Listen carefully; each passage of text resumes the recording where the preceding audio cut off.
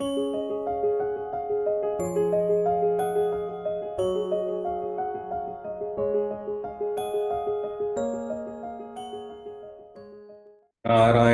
नमस्कृत्य नरं चैव नरोत्तमं देवीं सरस्वतीं व्यासं ततो जयमुदीरयेत्।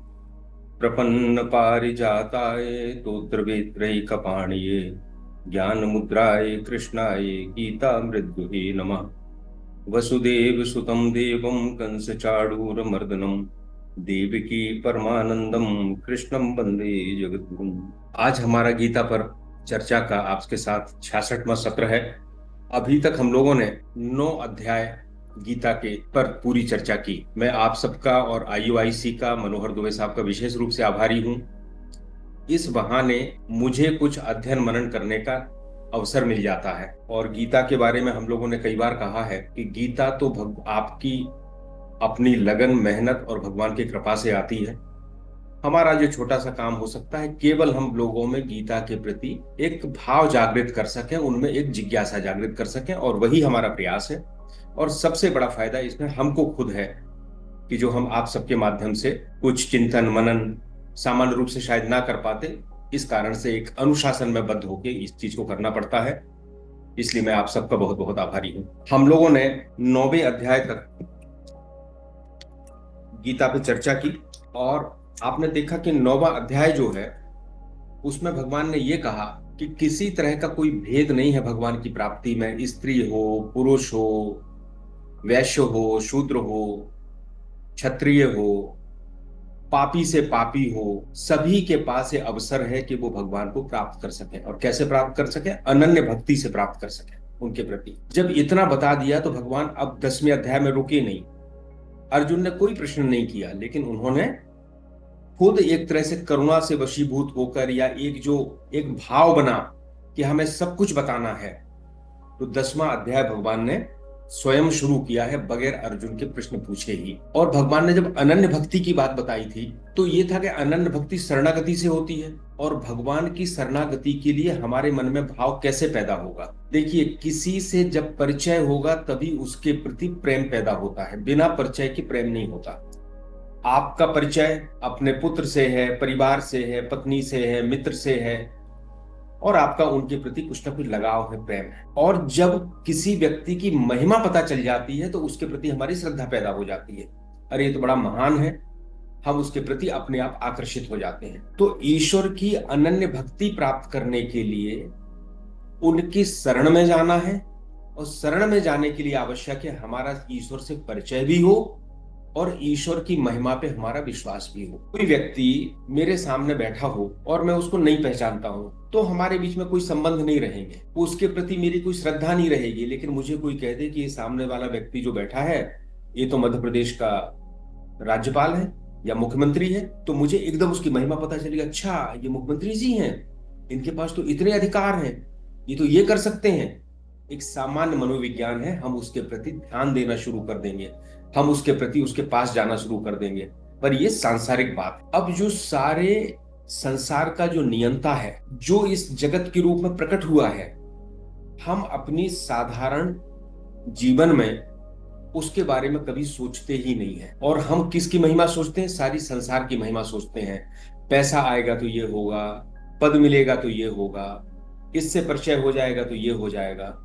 तो भगवान इस 10वें अध्याय में, जब 9वें अध्याय में अनन्य भक्ति और शरणागति की बात की, अब 10वें अध्याय में फिर से बताते हैं वो कि मेरी महिमा क्या है, मेरी विभूतियां क्या है। और जब हम उनको जानेंगे तो हम ईश्वर के प्रति आकर्षित होंगे। दूसरा, जब हम उनको जानेंगे तो उन विभूतियों में हम अपने व्यवहारिक जीवन में ईश्वर को ध्यान रख पाएंगे। दो शब्द होते हैं, एक होता है भूति और एक होता है विभूति। भूति का अर्थ होता है अस्तित्व या होने का भाव। ये सारी सृष्टि जो है अस्तित्व में तो है, ईश्वर के कारण है, ईश्वर के प्रकाश में है और ईश्वर में ही जाके लीन हो जाएगी। लेकिन जहां पर विशेष अभिव्यक्ति ईश्वर की हो जाती है उसको कहते हैं विभूति। जैसे उदाहरण के लिए आप देखें कि कोई कोयला है और हीरा है। वैज्ञानिक रूप से आप जानते हैं कि हीरा भी कोयला ही है, उसी का एक रूप है। केवल वो ज्यादा समय तक जमीन में दबा रहा तो उसकी फिजिकल प्रॉपर्टी चेंज हो गई और वो हीरा बन गया। तो कोयले में भी ईश्वर है, वो भी ईश्वर की अभिव्यक्ति, और हीरा भी है।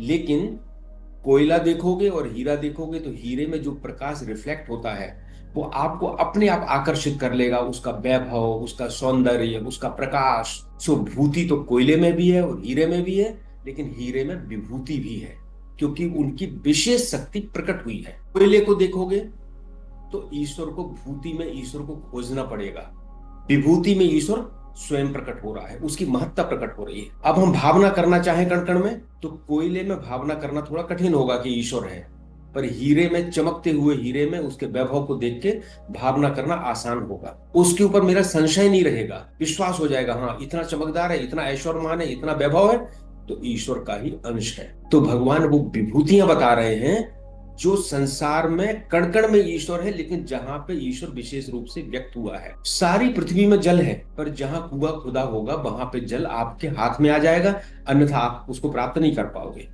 सो विभूति, भूति सारी पृथ्वी है, तो विभूति वो कुआं है जहां से आपको जल मिल रहा है। तो भगवान इस अध्याय के अंत में कहते हैं कि हे अर्जुन, मैं तुम्हें कहां तक अपनी विभूतियां गिनाऊं, मैं तो एक छोटे से अंश से ही इस ब्रह्मांड को धारण करता हूं। तो भगवान की जो शक्ति है, जो शोभा है, जो वैभव है, वह विभूति है, और वहां जहां प्रकट होती है उसका भगवान विवरण दे रहे हैं। अब दैनिक जीवन में एक बात होती है कि हमसे कोई बड़ा होता है तो हम उससे सामान्य रूप से ईर्ष्या करते हैं। भगवान कहते हैं जो आपसे बड़ा है, ऐश्वर्यशाली है, वह भी वो खुद नहीं है, वो मेरी विभूति है। उसके कोई पूर्व जन्म के कर्म रहे होंगे, पता नहीं इस जन्म के कर्म है या नहीं है, लेकिन कुछ उसके पास है जिसमें भगवान उसमें ऐश्वर्य के रूप में, वैभव के रूप में, शक्ति के रूप में प्रकट हुआ है। तो जब हम इस बात को समझ जाते हैं तो फिर केवल ये कि ये हमसे आगे निकल गया इसलिए हम उससे ईर्ष्या करते नहीं, आगे निकल गया क्योंकि इसमें भगवान की विभूति ज्यादा प्रकट हो गई।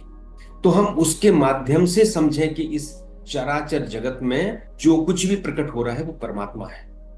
इसी भाव को लाने के लिए एक विभूति का वर्णन किया गया है। एक चीज और समझने की है, इस 10वें अध्याय में योग और विभूति, दो चीजों की बात की गई है। तो जब हम समाधि में चले जाते हैं तो कहते हैं कि ईश्वर की अनुभूति होती है, तुरीय अवस्था है, वो अपने लिए होती है, अंदर में होती है। लेकिन हर आदमी जो संसार में है वो समाधि में तो नहीं जाता, ये तो अलग एक विधा है जिसके लिए लोग अपना पूरा समदम नियम पालन करते हैं, सन्यासी होते हैं, योगी होते हैं।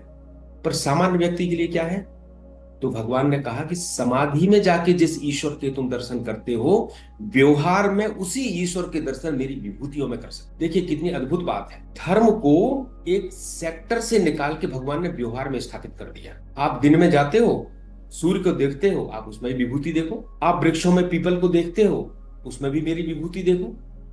यानी जो आपने ध्यान और योग के माध्यम से अपने अंदर देखा था, उसको ही व्यवहार की जगत में देख सकते हो। सो हम कहेंगे कि गीता ने व्यवहार को परमार्थ बना दिया। अन्यथा सारे धर्म कहते हैं कि अगर आपको भगवान प्राप्त करना है तो आपको अलग से बैठना पड़ेगा, अलग से पूजा करना पड़ेगी, अलग से प्रार्थना करना पड़ेगी।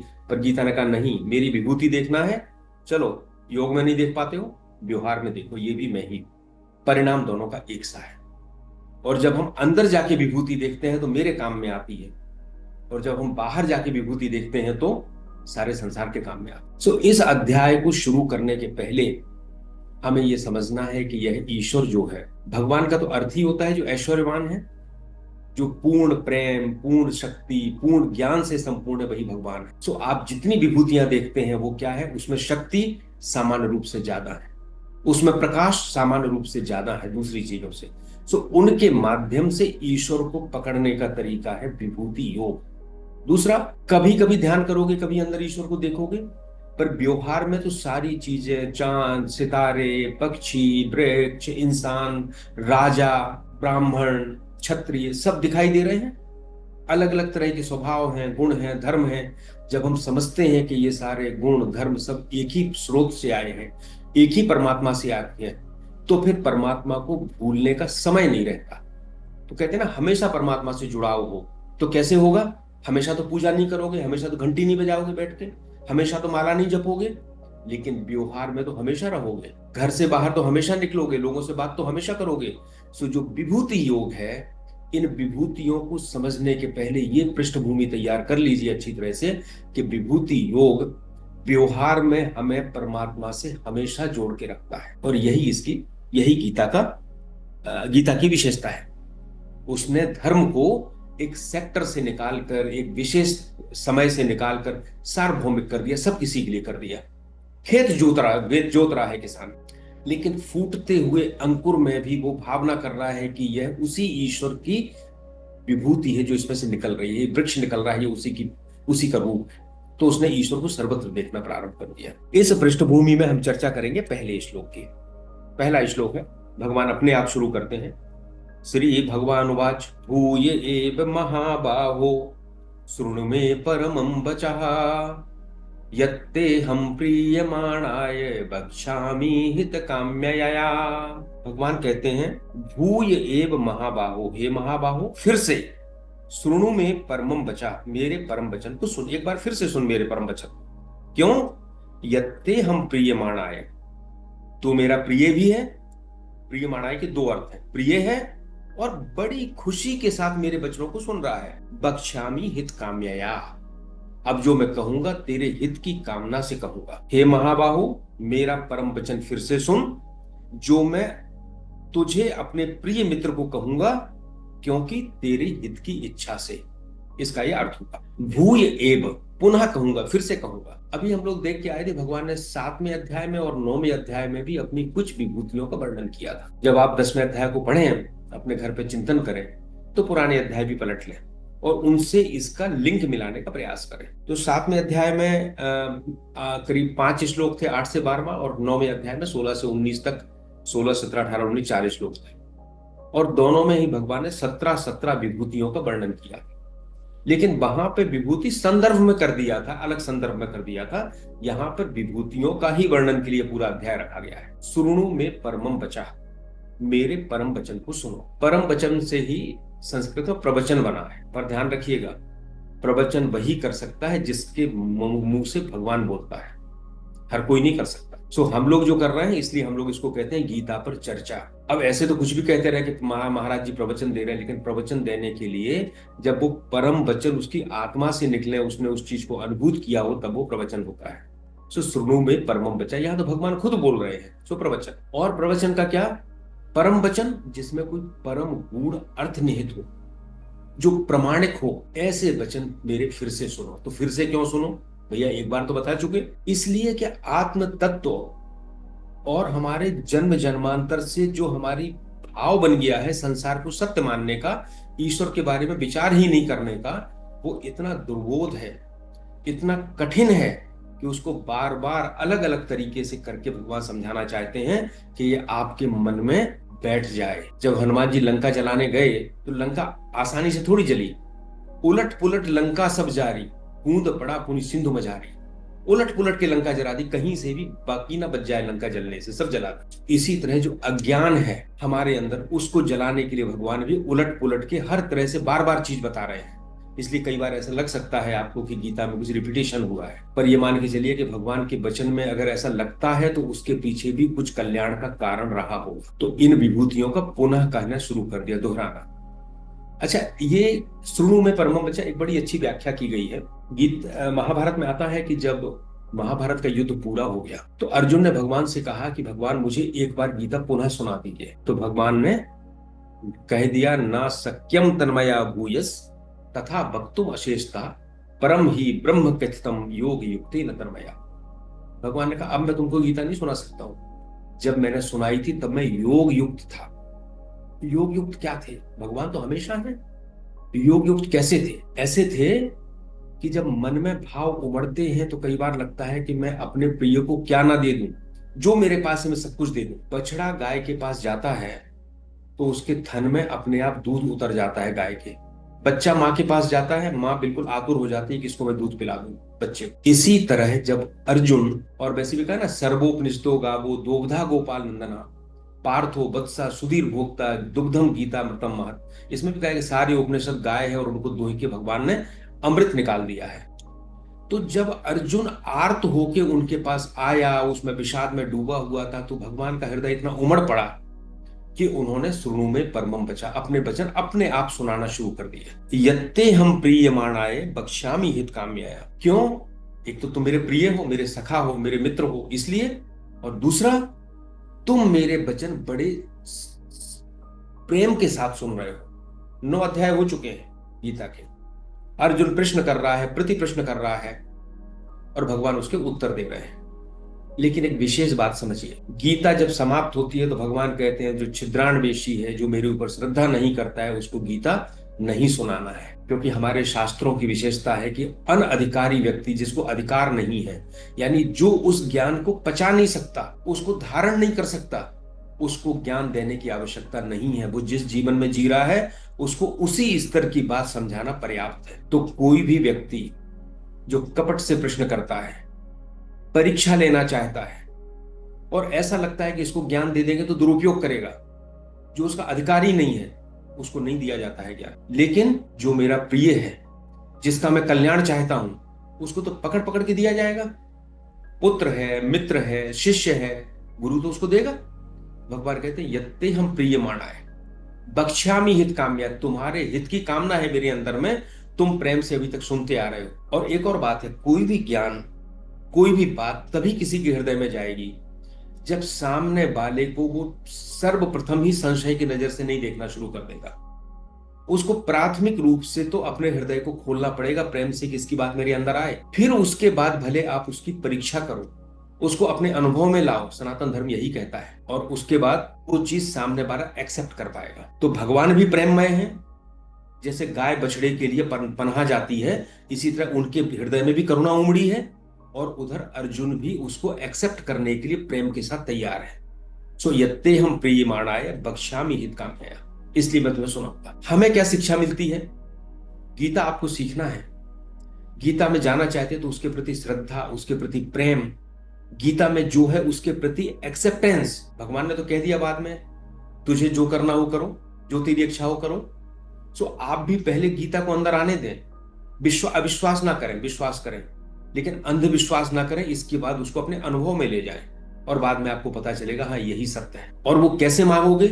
उसके लिए आपके हृदय में आतुरता होना चाहिए उस ज्ञान को लेने की। जब सती जी ने शिव जी से कहा कि मुझे भगवान राम के बारे में बताइए, तो उन्होंने कहा कि गूढ़ तत्व न साधु दुरावे, आरत अधिकारी जह पावे। जो गूढ़ तत्व हैं वो साधु लोग छिपाते नहीं है, अगर उनको ऐसा अधिकारी व्यक्ति मिल जाता है जो आर्त है, जो उसको चाहता है। तो यहां अर्जुन आर्त भी है, भगवान की शरण में भी है, प्रेम भी कर रहा है, विश्वास भी कर रहा है। ऐसी स्थिति में भगवान उसे अपने पूरे हृदय से उड़ेल के सारी चीजें बताना शुरू कर देते हैं। हमारे लिए शिक्षा यह है कि हम केवल ये सोचें कि हम गीता को पढ़ लेंगे और रख देंगे और हमारा सब हो जाएगा। नहीं, हमें इस स्तर पर बनना है, इस स्तर पर जाना है, तब हमारी गीता हमारे हृदय में प्रवेश करना प्रारंभ करे। पर ठीक है, पहले आप गीता पढ़ें, भगवान की महिमा को समझें, उन पर विश्वास करें, उनसे प्रभावित हों, उनसे प्रेम करें, सो धीरे धीरे रास्ते खुलते चले जाते हैं। और शंकर जी उसी समय एक चीज और कहते हैं, उमा राम सम जग हित नाही, गुर पितु मातु बंधु प्रभु नाही। भगवान के समान हित करने वाला संसार में कोई नहीं है राम के समान, राम ब्रह्म के प्रति। सो यहां भी भगवान कहते हैं कि बक्ष्यामि हित काम्यया, मैं तुम्हारे हित के लिए ये चीज कह रहा हूं। इस चीज पे विश्वास करके हमें आगे बढ़ना। दूसरा श्लोक भगवान कहते हैं, नामे विदुः सुर गणः प्रभवम न महर्षयः, अहम आदिर्हि देवानां महर्षीणां च सर्वशः। नामे विदुः सुर गणः, ना देवता लोग मुझे जानते हैं, ना देवता लोग जानते हैं, प्रभवम न महर्षिया, मेरी उत्पत्ति को न देवता जानते हैं न महर्षि जानते हैं। अहम आदिर ही देवानाम महर्षि नाम च सर्वशः, मैं सारे देवताओं और महर्षियों का सब प्रकार से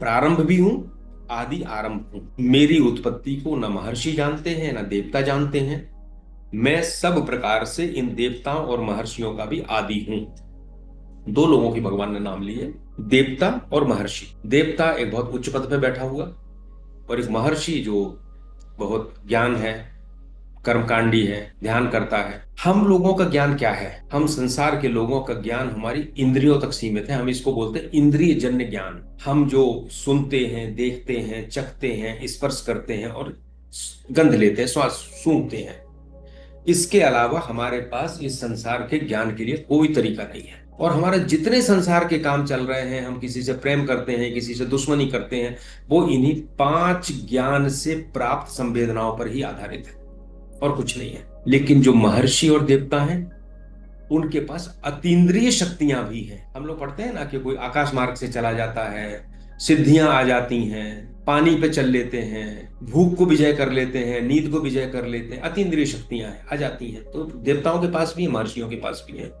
लेकिन ध्यान रखिए, ये जो अतीन्द्रिय शक्तियां हैं, ये भी नामे विदुः, ये भगवान को जना नहीं सकती। बहुत महत्वपूर्ण बात है। हम छोटी छोटी शक्ति किसी को मिल जाती है। मैंने पहले भी कहा है, बाबा कहता है कि मुझे सिद्धि हो गई, मैं जान जाता हूं कि आपके परिवार के लोग कौन हैं, आप कहां से आए हो। फिर वो कहता है मैं अभी तुम्हारी पोल खोल दूंगा, तो व्यक्ति डर जाता है, अरे महाराज मेरी पोल मत खोल देना, पता नहीं क्या पता चल गया। सिद्धि तो छोड़ दो, मेरे पास कोई आए और वो मुझे नाम बता दे कि मेरा नाम XYZ है, मैं उसके फेसबुक और इंस्टाग्राम पे जाके उसकी पूरी कुंडली उसको बता दूंगा, तुम क्या हो, तुम्हारे पिता कौन है, माता कौन है, कहाँ पढ़ते हो, क्या करते हो। बड़ा साधारण हो गया।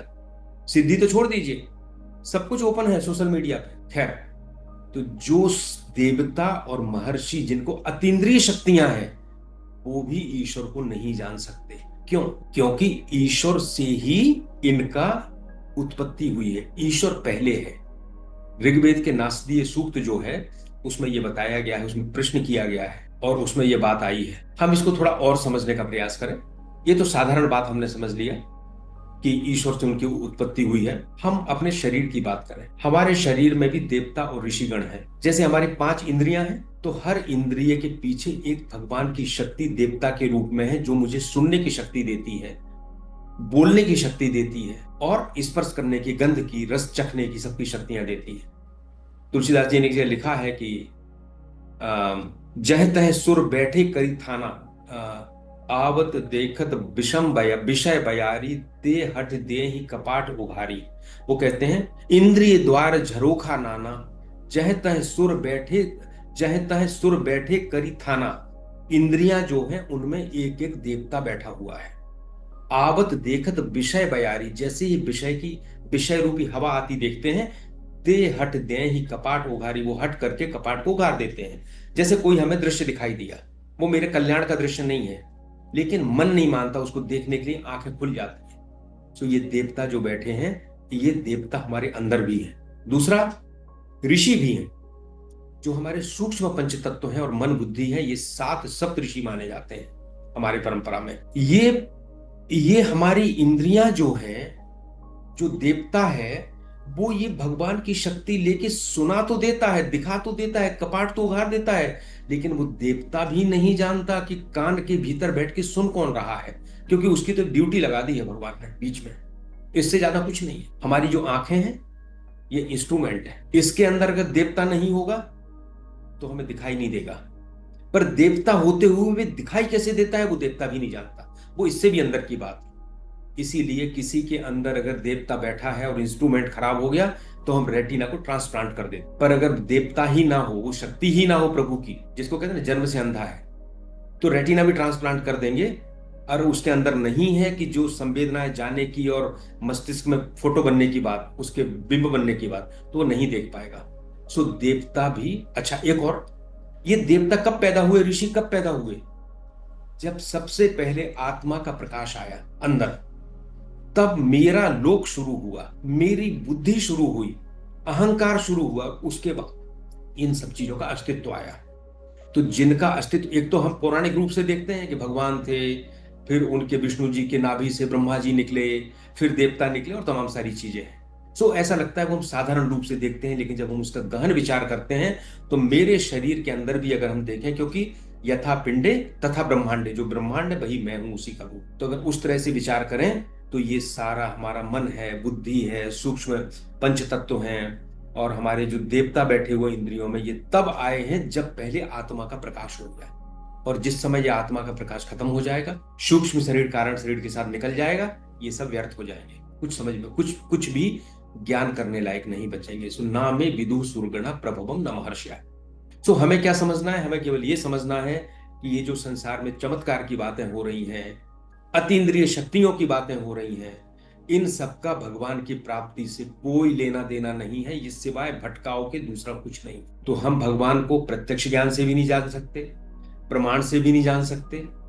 और हमने ये भी कह दिया कि भैया आप देवता और ऋषि से कहोगे मुझे भगवान बता दो, वो भी नहीं बता पाएगा क्योंकि वो खुद नहीं जानते। तो फिर कैसे होगा? उसकी बात आगे आएगी, और आगे आएगा कि उस भगवान की कृपा से, उसकी भक्ति से ही उसको जाना जा सकता। नामे विदु सुरगण प्रभवम न महर्षिया, अहम आदिर ही देवानाम महर्षि नाम च सर्वशा। क्योंकि मैं इनका आदि आरंभ हूं और सभी का। तो जैसे मैं कहूं कि पुत्र जो है पिता के जन्म को जान सकता है क्या? नहीं जान सकता, क्योंकि पुत्र उसके बाद आया है। एक अद्वैत वेदांत के रूप में कहूं तो मुझे स्वप्न आया, तो मैं क्या हूं?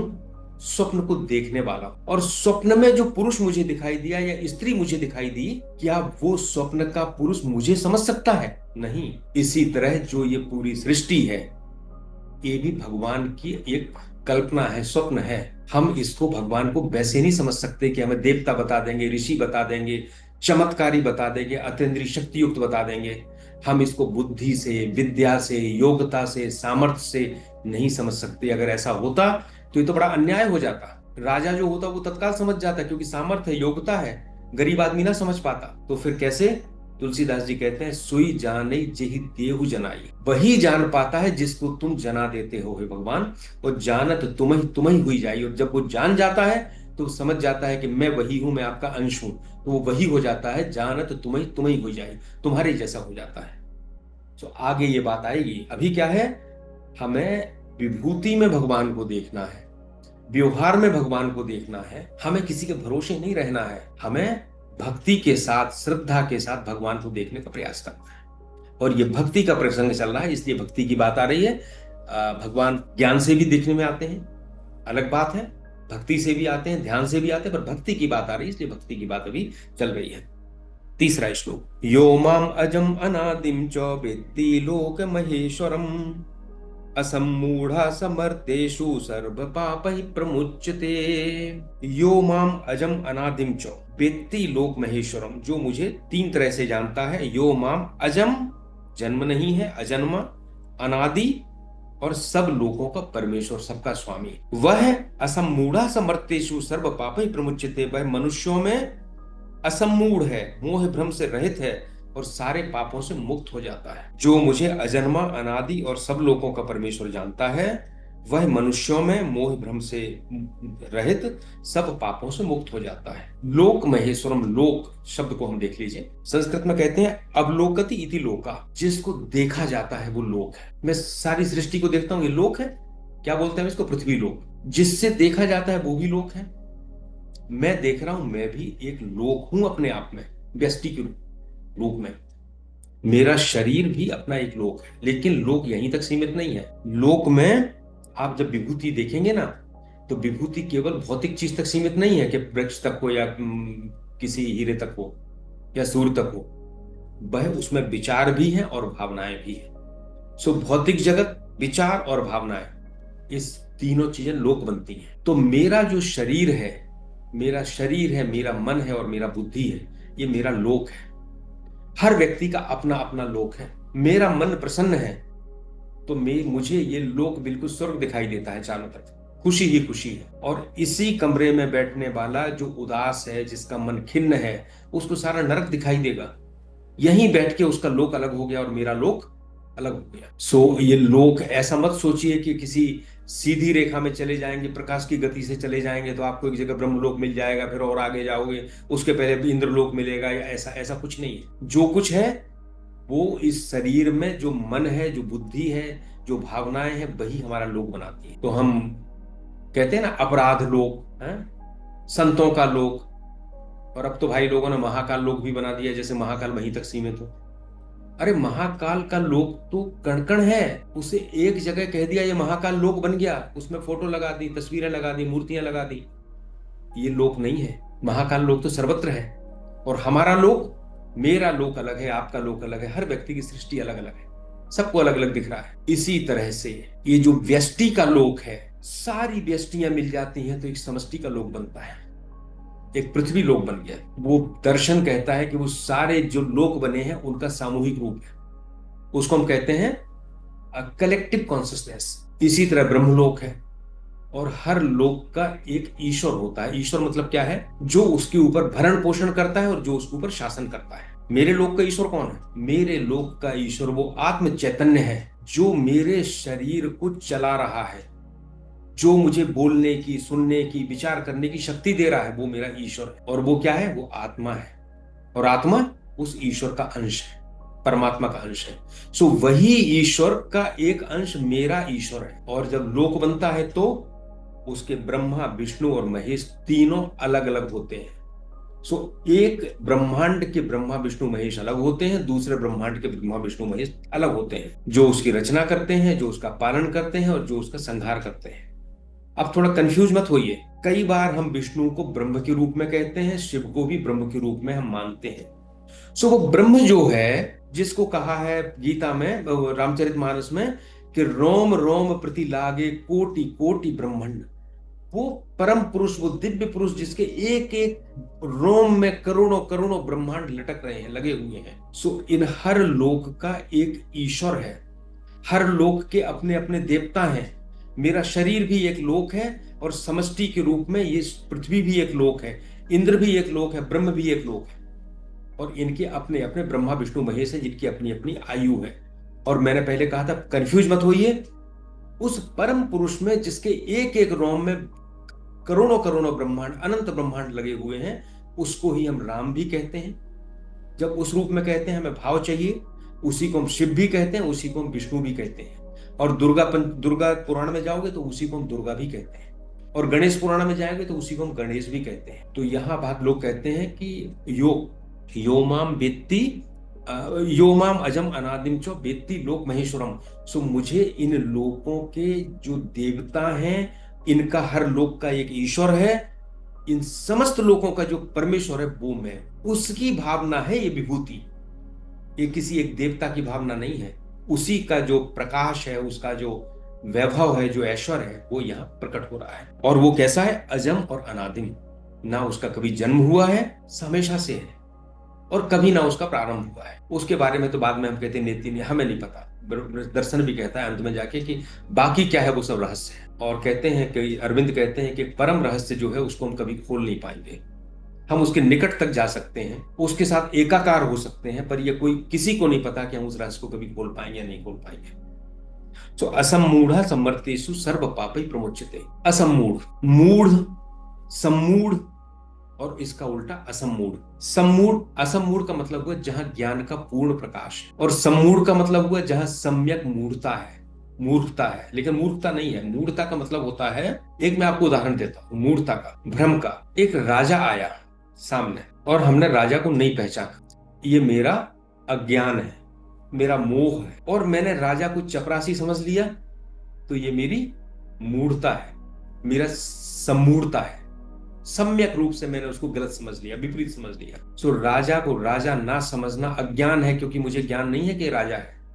लेकिन राजा को चपरासी समझ लेना मूढ़ता है। सीपी पड़ी है, उसको ये समझ लेना कि चमकती हुई चांदी है, ये मेरी मूढ़ता है। इसी तरह इस संसार को ये समझ लेना कि यही सत्य है, यही परमात्मा है, मैं इसके साथ हमेशा रहूंगा, मेरी चीजें हमेशा ऐसी रहेंगी, यह मूढ़ता है वेदांत के अनुसार, आध्यात्म के अनुसार। असमूढ़ता क्या है? ये समझ जाना कि ये परमात्मा ही स्थिर है और मैं परमात्मा का अंश हूं, और परमात्मा सदैव मेरे साथ है, ये असमूढ़ता है। और ये समझना कि ये मेरा मकान, मेरा घर, मेरा पत्नी, मेरा बच्चे, ये मेरे हैं और ये सदैव मेरे साथ रहेंगे, ये भाव मन में आ जाना, ये असमूढ़ता है, मूढ़ता है। क्योंकि हमने गलत समझ लिया, हमने राजा को चपरासी समझ लिया और चपरासी को राजा समझ लिया। तो संसार परिवर्तित हो रहा है। तो हम ये कह सकते हैं कि असमूढ़ता का मतलब ये भाव निश्चित कर लेना कि सब कुछ परमात्मा है, परमात्मा के अलावा कुछ नहीं है, ये असमूढ़ता है, असम्मोह है। और ये मान लेना कि परमात्मा के अलावा दूसरा भी कुछ है, ये सम्मोह है, ये मूढ़ता है। सो हमें असमूढ़ा समर्थेषु, जो परमात्मा को अजन्मा, अनादि और लोके को महेश्वर जानता है, वह मोह भ्रम से दूर हो गया। फिर वो कहते हैं सर्व पापै प्रमुच्यते। साधारण देखो, हर सत्य को अलग अलग चेतना के स्तर पर जाके उसकी व्याख्या की जाती। सर्व पापै प्रमुच्यते, सो बड़ी साधारण व्याख्या तो ये हो जाती है कि जब हमने संसार से संबंध तोड़ दिए, तो सारे पाप जो होते हैं वो क्यों होते हैं? क्योंकि हमें संसार के सुख चाहिए, हमें भोग चाहिए, हमें इंद्रियों को तुष्ट करना है, इसीलिए सारे पाप होते हैं।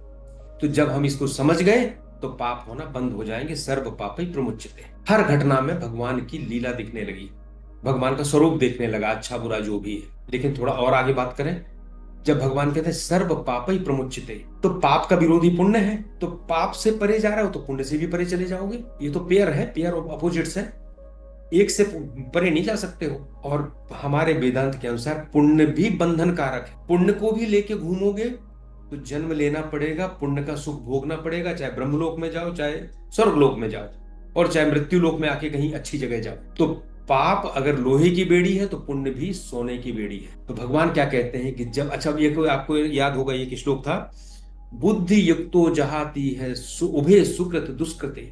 जब बुद्धि योग से युक्त हो जाते हैं तो सुकृत और दुष्कृत, पाप और पुण्य से परे चले जाते हैं।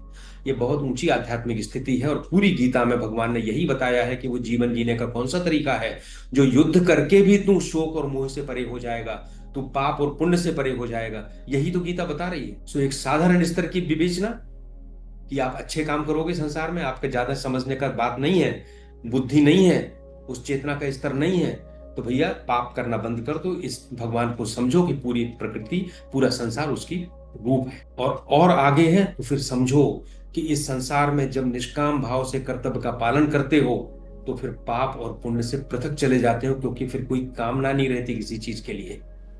सो दोनों तरह के बंधन मुक्त हो जाते हैं। सो जब परमात्मा के वैभव को हर जगह देखने लगते हैं तो फिर भगवत वृत्ति हो जाती है, फिर कहीं पाप और पुण्य दिखाई नहीं देता, फिर जो होता है वो कर्तव्य होता है मेरा, जो मुझे दिया गया है। सो सब वस्तुएं जब एक ही ब्रह्म से निकलती हैं, ये चीज आ जाती है, तो सारा असमूढ़ा समर्थेषु, सारे भ्रम खत्म हो जाते हैं और सर्व पापै प्रमुच्यते। इसको इस तरह से समझने का प्रयास करें। अब भगवान कहते हैं चौथा और पांचवा।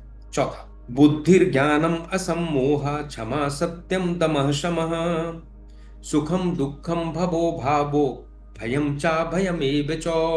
भगवान ने इसमें बुद्धि, ज्ञान, मोह, भ्रम का अभाव, क्षमा, सत्य, इंद्रिय निग्रह, मन की शांति, सुख दुख, उत्पत्ति, विनाश, भय और अभय। फिर अगले श्लोक में कहते हैं अहिंसा समता तुष्टिस्तपोदानम यशो यशः भवन्ति भावा भूतानां मत्तयेव पृथग् विधः। अहिंसा, समता, संतोष, तप, दान, यश, अयश, ये 20 चीजें जड़ चेतन आदि के स्वभाव हैं। भवन्ति भावा भूतानां मत्तयेव पृथग् विधः, और ये मेरे से ही है। तो पहले हम ये आखिरी लाइन लेते हैं, भवन्ति भावा भूतानां मत्तयेव पृथग् विधः। हमने पहले बात की है कि सारा विश्व जो है, सारी सृष्टि जो है, परमात्मा का प्रलंबन है। परमात्मा ही उसका कारण है और परमात्मा ही उसका उपादान है। यानी परमात्मा ने ही बनाया है और परमात्मा ही सृष्टि बन गया है। ऐसा नहीं है कि कुम्हार बैठा और मिट्टी लेके उसने बर्तन बना दिए। दूसरे जो धर्म है, इब्राहिमिक धर्म है, वो ऐसे ही मानते हैं। उनके गॉड ने, उनके अल्लाह ने किसी गलती से, किसी पाप के कारण, आदम हव्वा ने कोई शेप खा लिया, उससे ये सब बना। और भगवान अलग बैठा है, उनका बनाने वाली चीज अलग है। नहीं, हमारे यहाँ तो सब कुछ परमात्मा ही परिवर्तित हुआ है। पृथक विधा, पेयर ऑफ अपोजिट्स हैं, अलग अलग तरह के, भिन्न भिन्न तरह के भाव हैं, कोई एक नहीं है। पेयर ऑफ अपोजिट्स हैं, विहित भी है, निषिद्ध भी है, प्रकाश भी है, अंधकार भी है, क्रोध भी है, प्रेम भी है, करुणा भी है, घृणा भी है। जब हमें लगता है कि सारी चीजें परमात्मा से ही प्रकट है, तो आप एक कल्पना करिए, अगर ये सारी चीजें हमारे मन में भाव आ जाएं, तो जो कहते हैं ना कि पाप से घृणा करो, पापी से ना करो, ऐसे हमारे अंदर नहीं उतरती है बात। पर जब हमको वेदांत का ज्ञान का सहारा मिल जाता है तो लगता है कि पापी का पाप जो है वो भी भगवान की एक विभूति है, उसी से पैदा हुआ है। तो उससे घृणा कैसे करोगे? वो भी भगवान का रूप है। उससे राग या द्वेष कैसे करोगे? द्वेष भी भगवान का रूप है, राग भी भगवान का रूप है। और ये कैसे पैदा होते हैं ये भाव? जैसे समुद्र में लहरें पैदा होती हैं ना, और उसी में समा जाती हैं, इसी तरह मेरी चित्त में जो वृत्तियां होती हैं वो 3 तरह के गुण हैं, सत, रज और तम। तो सात्विक भाव, राजसिक भाव, तामसिक भाव पैदा होते हैं और उसी में लीन हो जाते हैं। सब एक ही स्रोत से आते हैं और वो स्रोत है हमारा आत्मा, जो उसको प्रकाशित कर रहा है। और एक बात और ध्यान रखिए, वेदांत के अनुसार जो भाव आते हैं, जो घटनाएं होती हैं, ये कुछ भी ना तो शुभ है ना अशुभ है, न पुण्य है न पाप है, न प्रकाश है न अंधकार है। ये सारे सापेक्षिक हैं, ये सारे रिलेटिव हैं। सो जो 2 विपरीत भाव हैं, घृणा करने का कोई भाव नहीं है। क्यों? सर्प का विष हमारे लिए जानलेवा है, लेकिन सर्प के लिए तो जीवन देने वाला है। वो भी भगवान का रूप है, मैं भी भगवान का रूप हूं। तो देखो, व्यवहार में ऐसा नहीं है कि अब सर्प को गले लगा लेंगे, वो काट लेगा और मर जाएंगे। नहीं, व्यवहार अलग चीज है, लेकिन आंतरिक रूप से जो सोच है, जो समता है, वो अलग चीज है। तो वो विष भी भगवान का रूप है। और अब तो आपने जब विज्ञान का प्रयोग किया तो वो विष भी जीवन रक्षक हो गया, कई दवाइयां बनने लगी उससे। सो जो दो विपरीत भाव हैं, वही धूप आती है तो जाड़े में बहुत अच्छी लगती है, हम धूप में बैठ जाते हैं और गर्मी में उस धूप से भागते हैं। धूप तो वही है, भाव बदल गया। एक अवस्था में एक चीज मुझे जीवन देने वाली हो सकती है, दूसरी अवस्था में वही चीज हमको प्राण लेने वाली भी हो सकती है। अलग अलग अवस्थाएं हैं। सो परिस्थिति, घटना, देश और काल के अनुसार सारे भाव, सारी वस्तुएं अच्छी हो जाती हैं, बुरी हो जाती हैं। इसलिए वेदांत में कुछ भी अच्छा या बुरा नहीं है, एवरीथिंग इज रिलेटिव। इसलिए हमें कोई अधिकार नहीं है कि हम किसी से घृणा करें या किसी से प्रेम करें। हमें यह देखना है कि दोनों जो है वो भगवान का रूप है। रामचरितमानस में बड़ा अच्छा दोहा आता है, सुनहु तात माया कृत गुण अरु दोष अनेक। ये गुण और दोष है, माया ने हमें पैदा कर दिए, जैसे गुण और दोष अनेक है। गुण यह उभय न देखिए, गुण ये है कि हम दोनों को ना देखें और क्या करें, देखिए सो अविवेक। जो इनको देखता है वो अविवेकी है। यानी माया के कारण ये हमको अलग अलग दिखने लगे हैं, वास्तव में ये सब एक ही परमात्मा से पैदा है। जो इसको अलग अलग देखता है वो अविवेकी है। लेकिन गुण क्या है हमारा होना चाहिए, गुण यह है उभय न देखिए। इन दोनों को अलग अलग करके नहीं देखना है, दोनों एक ही परमात्मा से आए हैं। सो भवंति भावा भूतानाम मत एक पृथक विधा। ये सबसे लास्ट की लाइन ली। अब आप ये 20 जो है उनको हम संक्षेप में लेते हैं। बुद्धि, बुद्धि ज्ञानम असम्मोह क्षमा सत्यम दमा क्षमा सुखम दुखम भवो भावो भयम चा भयम एव चा। बुद्धि, बुद्धि क्या होती है? हम जिस चीज का निश्चय करते हैं वो बुद्धि है। निश्चयात्मक वृत्ति मेरी बुद्धि है। रस्सी दिखी, पता चला पता नहीं सांप है कि रस्सी है, संकल्प चला, मन का काम। हमने निश्चय कर दिया नहीं ये तो सांप है, ये बुद्धि का काम है, बुद्धि ने निश्चय कर दिया है। निश्चयात्मक जो होती है बुद्धि हो, भले वो बुद्धि का निश्चय गलत हो सकता है। गलत होता है तभी तो मूढ़ हो जाते हैं। जब राजा को बुद्धि ने कह दिया ये तो चपरासी है तो मूढ़ हो गए, क्योंकि उसने यथार्थ चीज नहीं देखी। हमें पहले बुद्धि को निश्चयात्मक करना है कि ये संसार परमात्मा, ये संसार परमात्मा का रूप है। निश्चय तो हो मेरी बुद्धि में पहले। तो इसलिए पहले बुद्धि, बुद्धि का भाव भी भगवान देता है, वो भी भगवान का रूप है। बुद्धि ज्ञानम, ज्ञान, ज्ञान मतलब बोध। अब हमने ये बुद्धि से निश्चय कर लिया कि परमात्मा है, ये तो हम सब निश्चय करे बैठे हैं। किसी की बुद्धि में ये नहीं है, सब मानते हैं कि हम हिंदू पैदा हुए सनातनी हैं और परमात्मा कण कण में है, सब मानते हैं, लेकिन उसका बोध नहीं हुआ। सो ज्ञान है बोधात्मक और बुद्धि है निश्चयात्मक। यात्रा प्रारंभ होती है बुद्धि से, पूर्ण होती है बोध पर जाकर। सो नित्य अनित्य है, सार असार है, सत्य असत्य है, इसका जो बोध हो जाता है, अपने आप मन में आ जाता है कि ये परमात्मा का रूप है। सो बुद्धि और ज्ञान।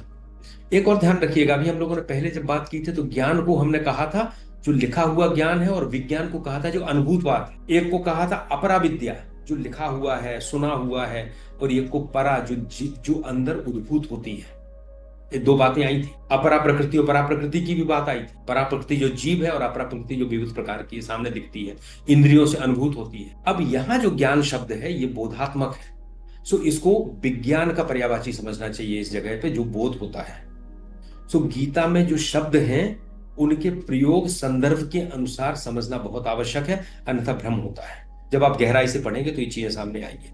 असम्मोह हम बात नहीं करेंगे, हमने असम्मोह पे बहुत सारी बात हम कर चुके हैं। वही बात असम्मोह। क्षमा, क्षमा के लिए साधारण रूप से तो आप देखोगे कि कहते हैं कि क्षमा वही कर सकता है जिसके पास शक्ति हो।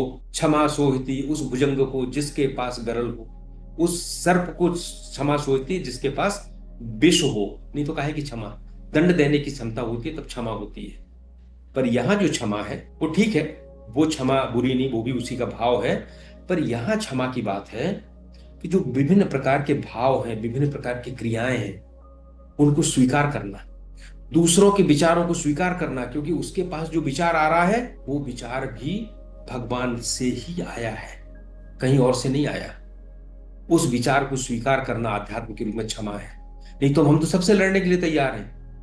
देखिए पहले जब स्वामी दयानंद जी सरस्वती जी आए तो वो चौराहे चौराहे पे जाके अपनी जो सभाएं करते थे आर्य समाजी, वो कहते थे शिव नहीं है, राम नहीं है, अवतार नहीं है, मूर्ति पूजा नहीं है, और हमारे वेदांती जाके उनसे शस्त्रार्थ करते थे। यही तो हमारे धर्म की ब्यूटी है।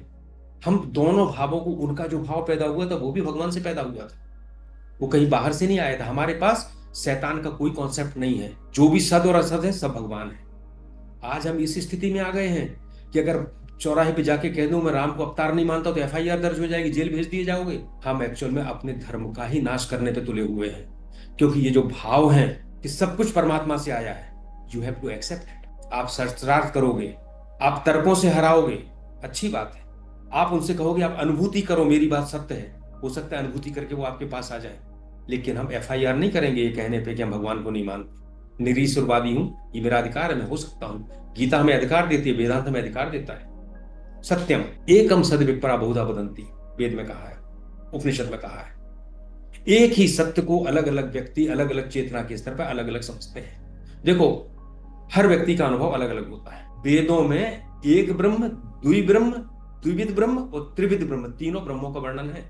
एक ही ब्रह्म नहीं है। दयानंद सरस्वती कहते थे कि परमात्मा, प्रकृति और जीव तीन हैं। रामानुजाचार्य ने कहा जीव तो है लेकिन परमात्मा और प्रकृति तो परमात्मा ही है। तो जीव परमात्मा की पूजा करता है, उनके पास जाना चाहते हैं। उन्होंने कहा दो हैं, द्वैत कहा। और शंकराचार्य जी ने कहा अरे कुछ नहीं, सब कुछ ब्रह्म का ही रूप है, जीव भी वही है, प्रकृति भी वही है, ब्रह्म परमेश्वर भी वही है। तो एक ब्रह्म की बात कही। तो तीनों ने एक ही सत्य को तीन स्तरों पर देखा, और हमने किसी के लिए भी हम लठ लेके खड़े नहीं हुए। हाँ भाई, आपका चेतना के स्तर था, आपने देखा एकम सद विप्रा बहुधा वदंती। तो ये जो सत्यम है, बुद्धि ज्ञानम असम्मोह क्षमा सत्यम, ये भी भगवान का भाव है। दमः इंद्रिय निग्रह, इंद्रियों को अपने नियंत्रण में रखना, विषय से उनको दूर ले जाना। समा मन का नियंत्रण, संसार से हटाना, भगवान में मन को लगाना। ये जो भाव हमारे मन में पैदा होता है। हम तीर्थ यात्राएं करते हैं, इसलिए नहीं करते कि हम 500 रुपए का टिकट लें और वीआईपी लाइन में लगे और भगवान की एक झलक देखें और धक्का मार के बाहर कर दिए जाएं। कोई फायदा नहीं इसका। इसलिए तीर्थ यात्राएं की जाती हैं कि तीर्थ यात्राओं में आवश्यक नहीं है कि आपको अपने मन की चीज मिल जाए, आपको इंद्रियों का दमन करना पड़ेगा। एक भाव लेके जाएंगे कि मैं फलाहार ही करूंगा। अब इंद्रिय की इच्छा तो रोटी चावल खाने की हो रही है, और हमने व्रत लिया कि फलाहार करूंगा। उस समय मैंने उसका दमन किया, मुझे उसके ऊपर शासन करने की शक्ति मिली। दमः शमः मन का नियंत्रण। हम संसार को, घर में रहते हैं तो संसार को देखते हैं। हम नर्मदा जी के तट पे आजकल रहते हैं, नर्मदा किनारे चले जाते हैं तो हमें इतना विस्तृत नर्मदा जी के दर्शन होते हैं कि हम भूल जाते हैं कि हम संसार में हैं। तो शमः मन का जो यहां वहां विचरण होता था उसको हमने रोक लिया। सुखम दुखम, अनुकूल परिस्थिति, प्रतिकूल परिस्थिति, मन में जो भाव होते हैं सुख और दुख।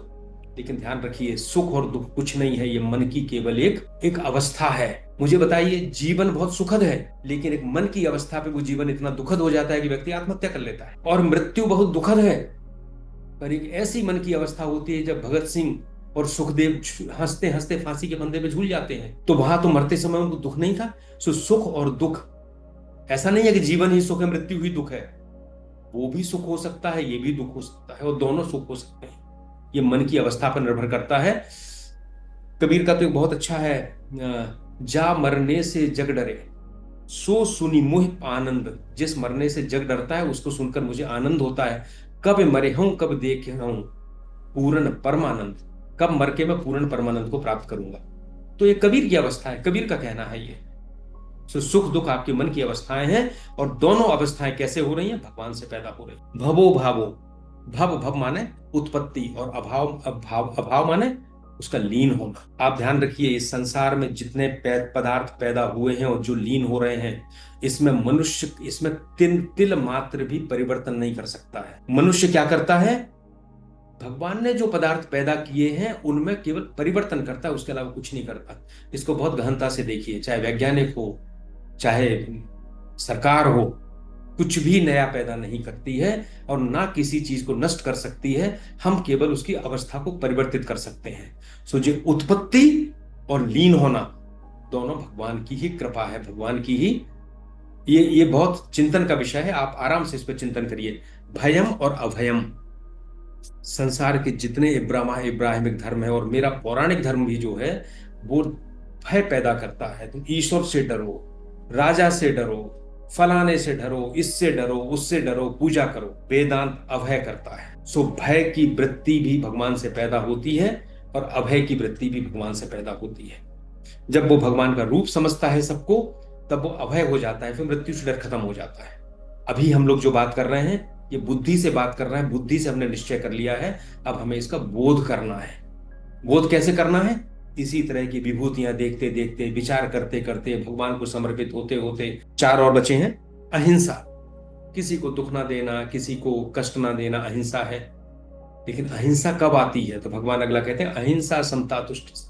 जब समता आती है, समता, अनुकूल और प्रतिकूल परिस्थितियों में मन शांत रहे। भगवान ने कहा था समत्वम योग उच्यते, ये समता ही योग है। सो जब समता आएगी तो अहिंसा नहीं होगी, यानी अहिंसा का आधार समता है। इसलिए भगवान ने अहिंसा के बाद समता दिया। और समता कब नहीं होगी? अगर मेरे मन में कामना होगी, तो जो व्यक्ति मेरी कामना पूर्ति करेगा उसके प्रति प्रेम होगा, जो कामना में बाधा बनेगा उसके प्रति द्वेष होगा, मेरा मन उद्वेलित हो जाएगा। तो समता कब आएगी? तो भगवान कहते हैं तुष्टि, अहिंसा समता तुष्टि। जब मैं तुष्टि होगी, संतोष होगा, जो मेरे पुरुषार्थ से मिल रहा है मेरे लिए पर्याप्त है, वो समता का आधार बनेगा। और समता अहिंसा का आधार बनेगी। और तुष्टि कैसे आएगी? बैठे बैठे नहीं आ जाएगी। तपह, अहिंसा समता तुष्टि तपोदानम यशो यशा, तप से आएगा। तप मतलब मेरे कर्तव्य पालन में जो कठिनाइयां आ रही हैं उनको प्रसन्नतापूर्वक सहन करना। मैंने निश्चय किया मुझे परमात्मा को प्राप्त करना है, उसके लिए मुझे अपने जीवन में तुष्टि लाना है, मुझे समता लाना है, मुझे अहिंसा लाना है। ये सब लाना कठिन है, इनको लाने का प्रयास ही हमारा तप है। दानम, किसी को बिना प्रति उपकार की इच्छा से दे देना, अपने अधिकार का त्याग कर देना। तो तप जो है कभी संग्रह में नहीं होता, तप हमेशा त्याग में होता है। जब त्याग करना सीखेंगे तब तप होगा। सो आप देखिए, दान, तप, तुष्टि, समता और अहिंसा, ये पूरा एक क्रम है। सो भगवान को पाना पुरुषार्थ का काम है, लेकिन इतना आसान नहीं है कि केवल घंटी बजा दी और बैठ गए और पा लिया। इस पूरे संसार में, व्यवहार में, हर समय काम करते हुए ये त्याग, तेन त्यक्तेन भुंजी था, हम जो भोग करते हैं वो भी त्याग करते हुए करें, वेद कहता है। सो दान, उससे तप, तप से तुष्टि, तुष्टि से समता, समता से अहिंसा। सो अभी तो ये चल रहा था कि ये सब भगवान के भाव हैं। यश और अपयश बताने की जरूरत नहीं है। तुलसीदास जी कहते हैं कि पावन जस की पुण्य बिनु होई, बिना पुण्य के पावन जस नहीं होता, अच्छे कर्मों के। और बिनु अजस की पावई कोई, और बिना पाप के किसी को अपयश नहीं मिलता। सो ये सारे जो 20 भाव हैं ये परमात्मा से हैं। इसको निश्चय करें, इनको बोध में उतारें, अपने जीवन में लाएं, तो आपकी जो यात्रा शुरू होगी भगवान से, भगवान को अनुभूत करने की। अभी हम विभूतियों की बात करेंगे। ये विभूतियों के पहले एक बैकग्राउंड तैयार किया गया है। आज बस इतना ही। इति श्री कृष्णार्पणमस्तु। यस संजीव जी बोलिए। जी, मैं संजीव श्रीवास्तव हूँ। भाई साहब, मेरा ये कहना था कि जैसे कि गलत भाव की प्रेरणा भी ऊपर से ही आ रही है और सही भाव की प्रेरणा भी ऊपर से ही मिल रही है, तो फिर गलत कौन हुआ भाई साहब? देखो, ऐसा है कि आत्मा तो प्रकाशित कर रही है ना। अब आपका जो चित्त है, अगर वो मलिन है तो उसमें से मलिन प्रकाश निकलेगा, बुरा भाव बाहर आएगा। और आपका चित्त स्वच्छ है तो स्वच्छ भाव बाहर आएगा। तो उन दोनों भावों के लिए प्रकाश तो आत्मा का है, लेकिन चित्त की स्वच्छता करना या चित्त को मलिन करना आपका काम है। सो भाव तो परमात्मा से ही पैदा हो रहा है, लेकिन उस भाव पैदा करने के लिए आप जिम्मेदार हो, क्योंकि आपने अपने चित्त को वैसा बना लिया। वो आपके हाथ में है, वो आपका पुरुषार्थ। सो हम ये नहीं कह सकते कि सब भाव भगवान से पैदा हो रहे हैं तो भगवान ही जिम्मेदार है, मैं तो कुछ भी करता रहूंगा। भगवान तो करंट है। अब आप हीटर लगा दोगे तो गर्मी निकल आएगी, और फ्रिज लगा दोगे तो एसी लगा दोगे तो ठंडक निकल आएगी उसमें से। सो अच्छा भाव लाना है कि बुरा भाव लाना है, ये आपका काम है, आपका पुरुषार्थ है। परंतु जो भाव पैदा हुआ है वो ईश्वर से आया है, आत्मा के प्रकाश से आया है। हमने उसके सामने सफेद शीशा लगा दिया तो प्रकाश स्वच्छ आ गया, और लाल शीशा लगा दिया तो लाल आ गया। सो इसको इस तरह से समझिए। चित्त को कैसे ठीक करेंगे भाई साहब? अरे, अब इतनी सारी बातें काहे के लिए हो रही थी? आप दान करना सीखिए, तप करना सीखिए, तुष्टि जी जी। लाना सीखिए, अहिंसा लाना सीखिए, तो चित्त स्वच्छ होगा। जी जी। ठीक भाई साहब, ठीक ठीक, धन्यवाद धन्यवाद।